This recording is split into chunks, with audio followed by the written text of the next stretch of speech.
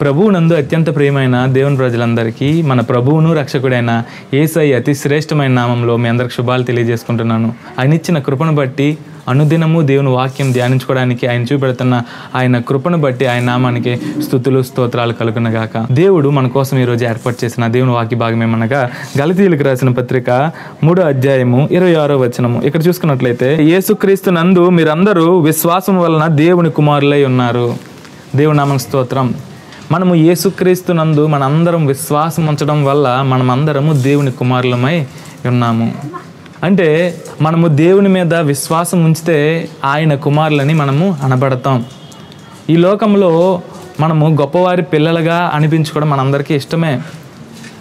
ఈ లోకంలో ఏ ఒక్కరు పేదలుగా లేకపోతే మధ్యతరగతిగా ఉండడం ఏ ఒక్కరికి ఇష్టం ఉండదు. ఈ లోకంలో తమ తల్లిదండ్రులు గొప్పవారైతే వాళ్ళు గొప్పగా ఇతరులకి చెప్తారు, నా తల్లిదండ్రులు గొప్ప పలానా స్థానంలో ఉన్నారని చెప్తారు.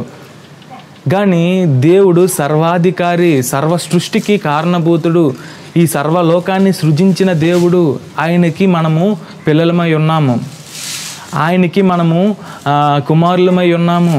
ఆయనకి మనము కుమారులమై ఉన్నప్పుడు ఆయన మనకి ఏ కొదువ లేకుండా చేస్తాడు. దేవుడు వాగ్దానం చేశాడు, సింహపు పిల్లలు లేమి గలవై ఆకలి గునినేమో కానీ నన్ను నమ్ముకున్న వారు ఎన్నడూ ఆకలి కొండని వాగ్దానం చేశాడు. మనము ఆయన పిల్లలము. నిన్ను నన్ను ఆయన స్వరక్తం ఇచ్చి కొన్నాడు. నీ పాపాలు నా పాపాలు ప్రతి పాపాన్ని దేవుడు క్షమించాడు. నీకేం కావాలో అది దేవుడు చూసుకుంటాడు. ఈ లోకంలో తల్లిదండ్రులు అన్ని రకాలుగా వాళ్ళ పిల్లల్ని చూడలేకపోవచ్చు, కానీ పరలోకమందున్న మన తండ్రి మన ప్రతి బాగు, మన ప్రతి అవసరం ఆయన చూస్తున్నాడు. మనకేది కావాలో అది సమకూర్చే దేవుడు. నీకు ఇప్పుడు ఏం కావాలో, నువ్వేం ఆలోచిస్తున్నావు అది దేవుడిని అడిగినట్లయితే నీకు సమకూరుస్తాడు. నీకు ప్రతి అవసరాన్ని తీరుస్తాడు. మన ప్రతి అవసరాన్ని ఆయన తీరుస్తున్న దేవుడు. ఆయన మీద విశ్వాసం వల్ల ఆయన మనకి ఉచితంగానే ఆయన కృపను ఇచ్చాడు. ఆయన మీద విశ్వాసం ఉంటే చాలు, ఆయన ఉచితంగా ఆయన కృపను మనకి ఇస్తున్నాడు. ఆయన మీద నమ్మకం ఉంటే చాలు, ఆయన ఉచితంగా ఆయన కృపను మనకి ఇస్తున్నాడు.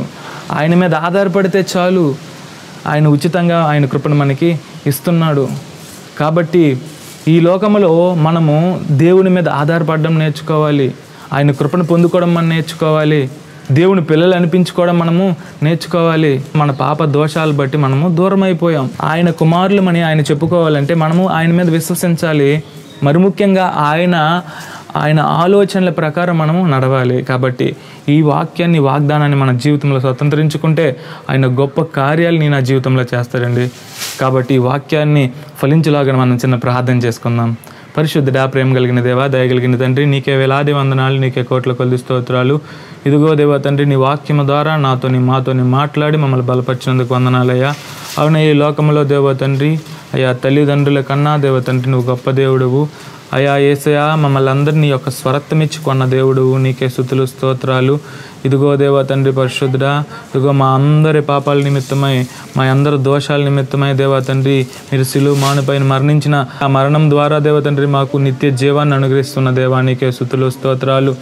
ఈ యొక్క దేవా తండ్రి పరిశుద్ధుడా, అయ్యా లోకంలో దేవా తండ్రి ఎవ్వరు కుమారులు అనిపించుకోవడం కన్నా దేవా తండ్రి అయ్యా నీ పిల్లలుగా, నీ యొక్క కుమారులుగా, నీ యొక్క కుమార్తెలుగా అయ్యా మేము ఉండడం దేవా తండ్రి మాకు నేర్పించండి. నీకే స్తుతులు స్తోత్రాలు చెల్లించుకుంటూ యేసు పరిశుద్ధ నామాన్ని అడిగి వేడుకొని పొందుకున్నాం మా పరమ తండ్రి. ఆమెన్.